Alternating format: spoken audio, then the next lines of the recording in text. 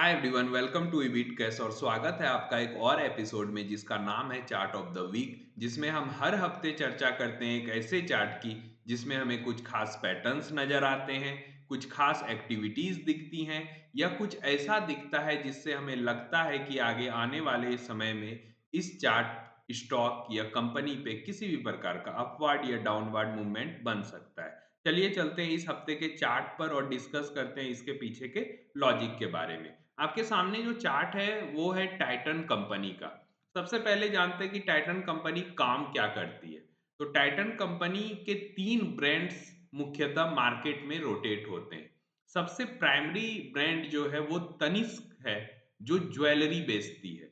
आप 2 tier city से हो, 3 टियर सिटी से हो या मेट्रोपॉलिटन से हो, आपके आसपास तनिष्क नाम का आउटलेट आपको जरूर दिखा होगा, जो ज्वेलरी बेचती है। अब आते हैं इसके दूसरे सेगमेंट पे। दूसरे सेगमेंट में ये वॉचेज बेचती है, यानी कि घड़ियां। टाइटन के नाम से तो सारे लोग परिचित हैं जो घड़ी पहनते हैं। और फास्ट ट्रैक भी इन्हीं का ब्रांड है जो काफी पॉपुलर है इंडिया में। तीसरा सेगमेंट इनका चश्मे का है, जो टाइटन आई प्लस है। इन तीनों कंपनियों को मिला दें तो टाइटन कंपनी बनती है। अब अगर बात करें इनके प्रेजेंस की, तो लगभग भारत में ये पूरे तरह से डिस्ट्रीब्यूट हो गए और with in 5 year plan Titan ने ये घोषणा की है कि वो लगभग भारत के कोने कोने तक स्टेब्लिश हो जाएंगे। तो अगर प्रेजेंस वाइज देखा जाए तो काफी डोमिनेंट स्ट्रक्चर बना हुआ है इनका।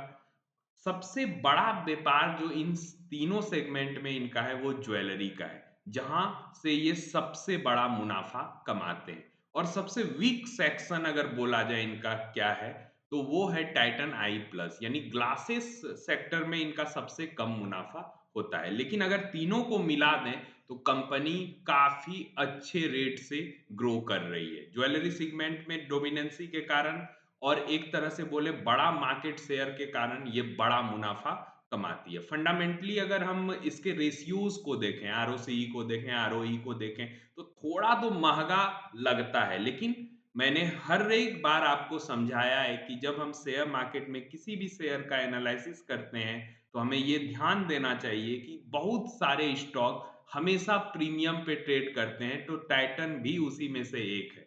चार्ट पे अब चलते हैं, चार्ट पे हमें क्या दिखा। तो आप जब यहाँ चार्ट पर देखोगे तो इस हफ्ते ब्रेकआउट आता दिख रहा है। ये कंसोलिडेशन कितना लंबा है, तो इस कंसोलिडेशन की शुरुआत 15 जनवरी 24 को हुई थी और अभी हम 24 खत्म कर रहे हैं। लगभग 1 साल का कंसोलिडेशन है। पहला ब्रेकआउट यहाँ से स्टेब्लिश हुआ, उसके बाद वहां करेक्ट हो रहा है, यानी ब्रेकआउट के बाद थोड़ा ठहरा है, नीचे नहीं आया है। किस चीज का वेट हम कर रहे हैं, वेट कर रहे हैं एक बड़े वॉल्यूम बार का। हो सकता है यहाँ कंसोलिडेशन के बाद एक रेंज ब्रेकआउट हो या यहीं से ये शेयर चल पड़े। ये दोनों संभावना है। तो हमें क्या करना चाहिए, देखिए, टाइटन जैसी कंपनियों में आप ट्रेडिंग नजरिए से कुछ भी नहीं कर सकते।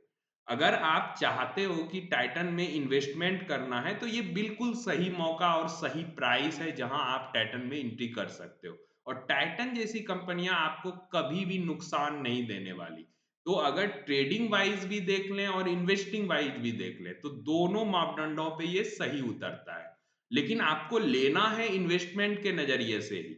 आपको अगर बीच में 10 20 25% 30% लेके निकल जाना है तो वो आप पे निर्भर है, क्योंकि जब कोई शेयर 100% चलेगा तो वो पहले 20 होगा, 30 होगा, तभी 100 जाएगा।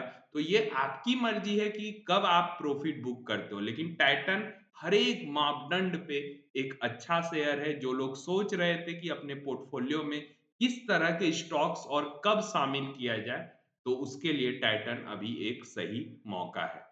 मिलते हैं अगले हफ्ते next chart of the week के साथ। तब तक के लिए सारे लोगों को बाय।